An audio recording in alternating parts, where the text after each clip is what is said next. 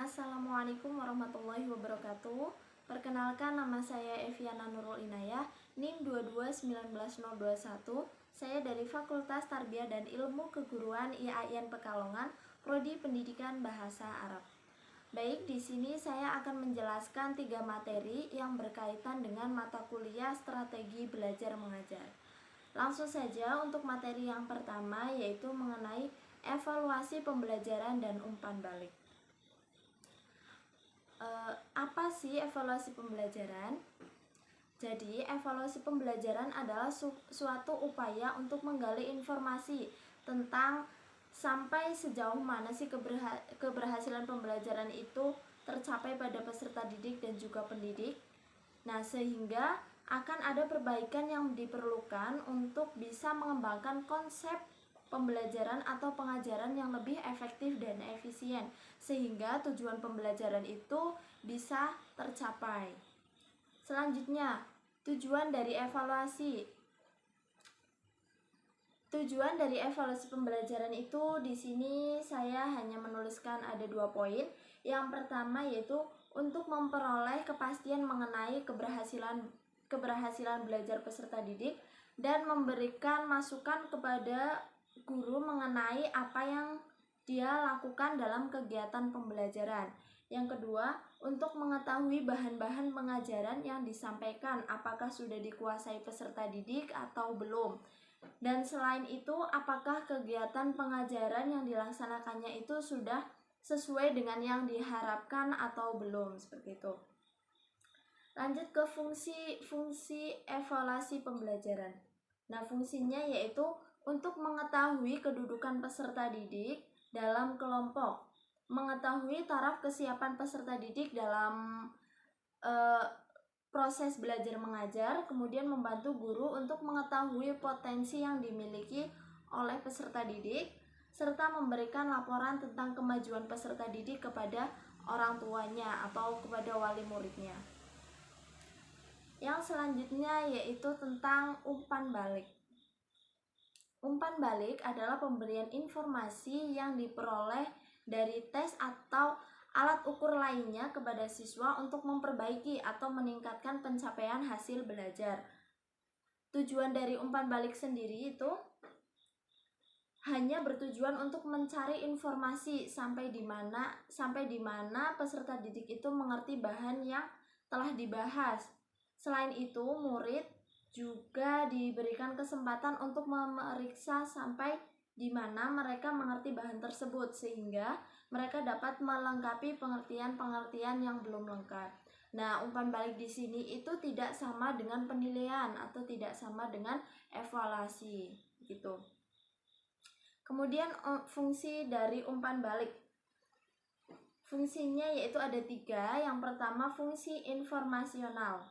Pada fungsi ini itu untuk memberikan informasi tentang sejauh mana sih siswa telah menguasai materi yang sudah disampaikan oleh pendidiknya, kemudian sejauh mana sih peserta didik itu paham dengan apa yang disampaikan oleh pendidik atau oleh gurunya dalam proses kegiatan belajar mengajar. Yang kedua ada fungsi motivasional. Nah, pada fungsi ini itu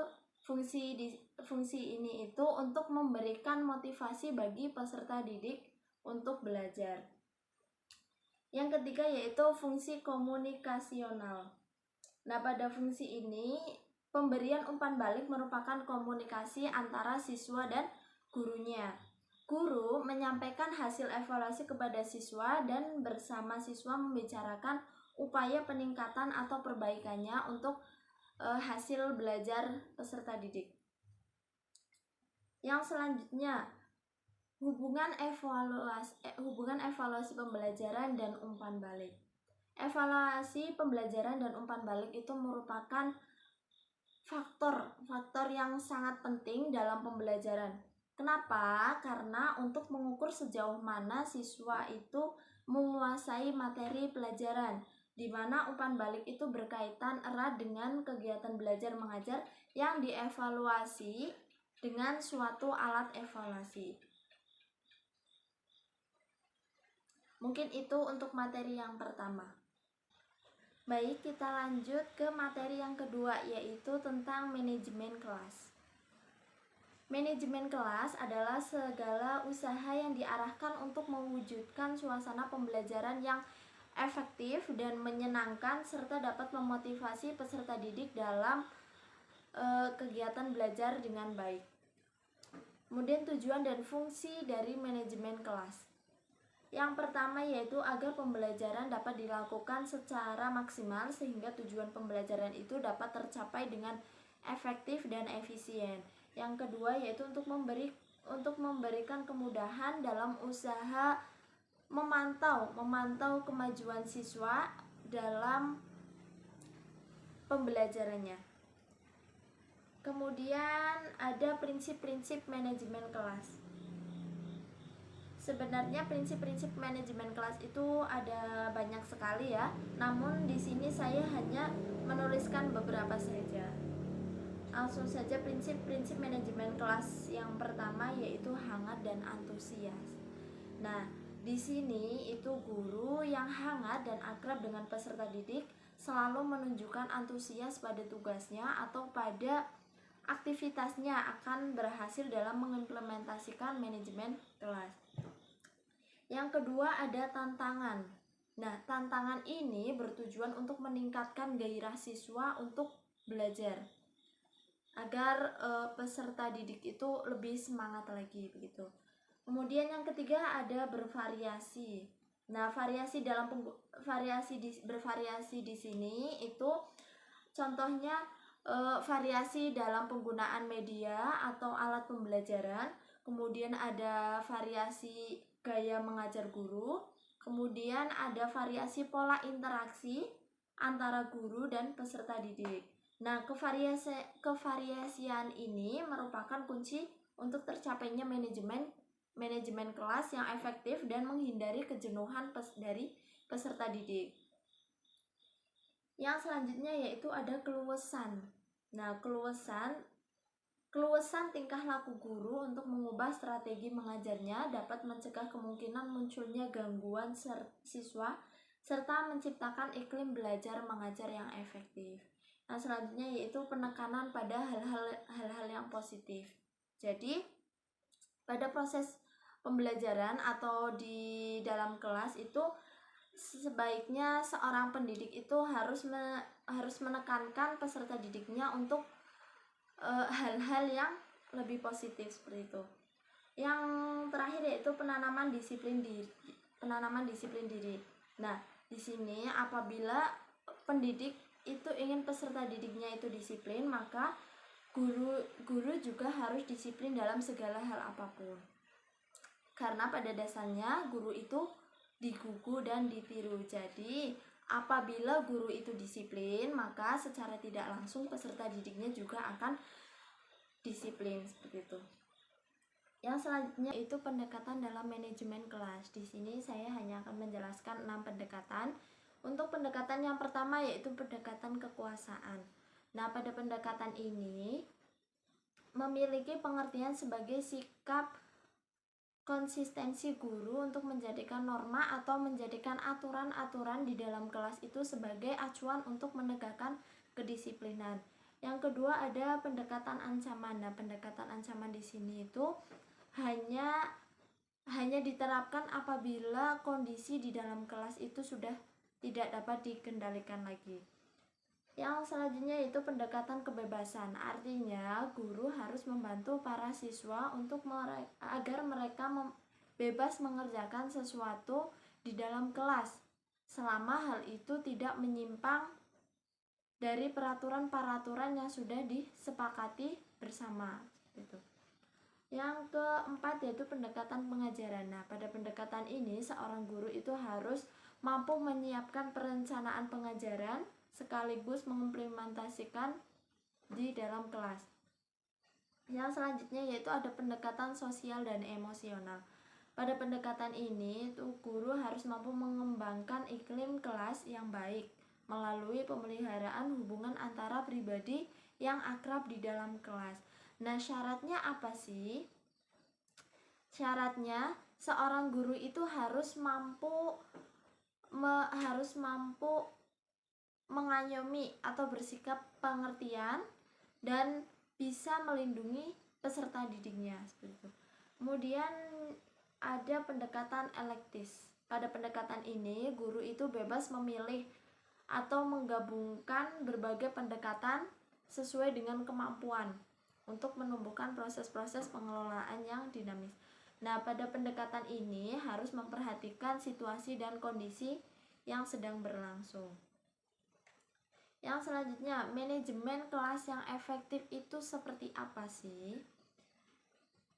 Di sini ada 2 poin. Yang pertama yaitu melakukan perencanaan yang matang mengenai strategi pembelajaran, kemudian mengenai fasilitas yang diperlukan, mengenai budaya kelas dan sistem evaluasi untuk mengukur keberhasilan manajemen kelas. Yang kedua, poin yang kedua yaitu pendidik harus menciptakan suasana kelas yang kondusif, menjadi manajer kelas yang efektif, menjadi leader kelas yang baik, menjadi pembimbing peserta didik, terus mengendalikan disiplin kelas dan menata lingkungan fisik di kelas. Mungkin itu untuk materi yang kedua. Kita lanjut ke materi ketiga. Baik, kita lanjut ke materi yang ketiga, yaitu mengenai variasi dan gaya mengajar. Untuk poin yang pertama yaitu variasi mengajar. Variasi mengajar adalah salah satu cara membuat siswa agar tetap konsentrasi dan termotivasi, sehingga pada saat kegiatan pembelajaran itu bisa berjalan dengan dinamis atau efektif. Kemudian fungsi dan tujuan dari variasi mengajar. Yang pertama yaitu untuk meningkatkan motivasi belajar dan mengajar. Yang kedua untuk meningkatkan perhatian para siswa kepada guru. Kemudian yang ketiga meningkatkan keberhasilan kegiatan belajar mengajar. Dan yang terakhir untuk menghilangkan kejenuhan pada saat pembelajaran. Dan prinsip variasi mengajar.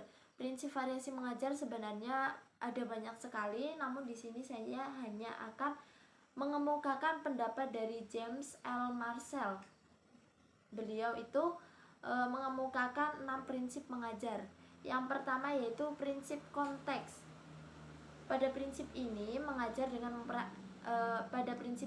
guru dalam menyajikan pelajaran itu hendaknya dapat menciptakan bermacam-macam hubungan dalam kaitan bahan pelajaran. Yang kedua ada prinsip fokus. Mengajar dengan memperhatikan prinsip fokus, yaitu guru dalam membahas pokok bahasan tertentu perlu menentukan pokok persoalan yang menjadi pusat pembahasan. Jadi intinya di sini itu guru harus fokus dengan apa yang sedang dibahas seperti itu. Kemudian yang ketiga ada prinsip urutan. Pada prinsip di sini itu materi pengajaran yang guru sampaikan itu harus disusun secara logis dan sistematis sehingga peserta didik itu akan lebih mudah memahami. Yang keempat ada prinsip evaluasi. Pada kegiatan evaluasi ini itu berfungsi untuk mempertinggi efektivitas belajar, menimbulkan dorongan siswa untuk lebih meningkatkan pembelajarannya dan memungkinkan guru untuk memperbaiki metode dalam mengajar. Yang selanjutnya yaitu prinsip individualisme. Nah, pada prinsip ini itu diwujudkan dalam bentuk mengajar, hendaknya memperhatikan perbedaan antar individu siswa. Jadi seorang pendidik itu harus paham masing-masing siswanya. Seperti itu. Kemudian ada prinsip sosialisasi. Pada prinsip ini menekankan bahwa guru dalam mengajar hendaknya dapat menciptakan suasana belajar yang menimbulkan sikap saling kerjasama antar siswa dalam mengatasi sebuah masalah. Untuk poin yang kedua yaitu gaya mengajar. Gaya mengajar adalah ciri-ciri kebiasaan, kekuasaan yang penting hubungannya dengan peserta didik, baik dari materi, strategi, metode, dan media pembelajaran, serta kurikulum yang digunakan. Nah, lebih dari itu, gaya mengajar itu lebih menekankan pada suatu kebiasaan dan cara istimewa dari tingkah laku atau pembicaraan dari pendidik. Kemudian tujuan dari gaya mengajar. Tujuannya yaitu untuk menunjang ketercapaian tujuan pembelajaran yang dipengaruhi oleh pandangannya sendiri tentang mengajar, pendekatan-pendekatan psikolog yang digunakan, serta kurikulum yang diimplementasikan. Yang selanjutnya, macam-macam gaya belajar. Itu ada visual atau spasial, kemudian auditory, ada linguistik atau verbal, ada fisikal atau kinestetik, kemudian ada logikal atau matematikal, kemudian ada sosial atau interpersonal. Mungkin itu yang bisa saya sampaikan. Apabila ada kesalahan saya mohon maaf. Dari saya cukup sekian. Wassalamualaikum warahmatullahi wabarakatuh.